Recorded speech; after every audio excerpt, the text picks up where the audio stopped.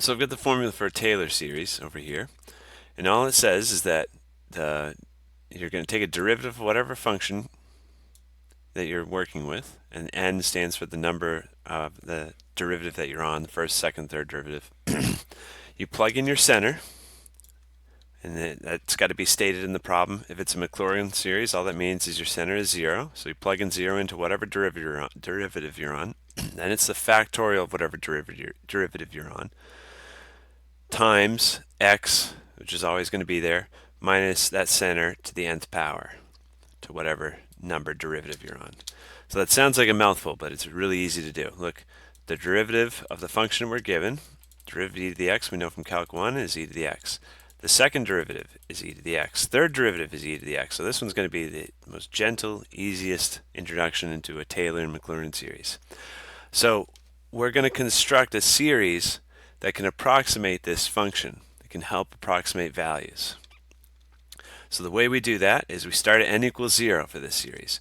We plug in 0, so f of f, and it's the 0 derivative, so that means just the original function e to the x. And then we're going to plug in 0, because if it's Maclaurin, like we said, a equals 0. It's centered at 0. So we're going to plug 0 into that function. So this is what the top part is of the formula.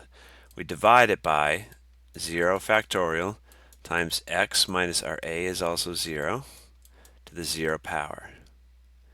It's a series, so we're going to add the next one, e. Now we're plugging in 0 into the second derivative, to the first derivative, I should say. And then for this one, just the first derivative is the same. It's just e to the x. So we're plugging 0 in there. And now it's 1 factorial, and it's x minus 1 to the 1 power. Then plus e to the first over 2 factorial, x minus, not x minus 1, x minus 0. A is the center. We're centered at 0 because it's a Maclaurin polynomial. This should be a 2 up here now. And then here we'll list out one more term, and we'll be able to see whether we're at 4 decimal places in just a second. This should also be a 0. Sorry, I made 2 mistakes. Let me review here. This one's correct.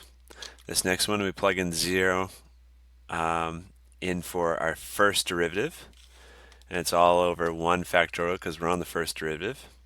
This one, we're always plugging in 0, so that's why we should have a 0 up here. It's just a bit confusing because our first, second, third derivative, those are all the same as our original function. So what are we on? The third derivative. So the third derivative is e to the x. I'm plugging in 0 into the third derivative. It's over the third derivative, so that's 3 factorial. Still 0 over here because a is always 0. That doesn't change. Okay, and so that's probably enough.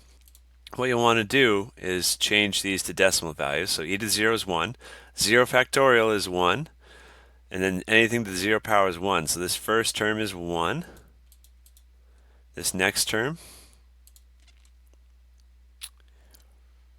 let's see, that's e to the 0 is 1. 1 divided by 1 factorial, so that's 1. And then this is going to be x minus 0, so that's x. So that's 1x. Then e to the 0 is 1. 0 divided by 2 factorial. Sorry, 1 divided by 2 factorial is 1/2. So we got 1/2 x squared. And then here, that's 1 over 3 factorial. So 3 times 2 times 1. So that's 1 over 6 x to the third. Okay, and they want us to approximate e. So that's e to the first power. So we just need to go through here and plug in 1 in for x and see what we get for a decimal value. So if I do 1 plus 1, that makes 2. So plus 1 squared is going to be 1, so that's plus another half, so plus 0.5. And then here, that's going to be 1 to the third divided by 6. So 1 divided by 6 is this, plus this is 2.6 repeating. So that's it. We're going to stop there.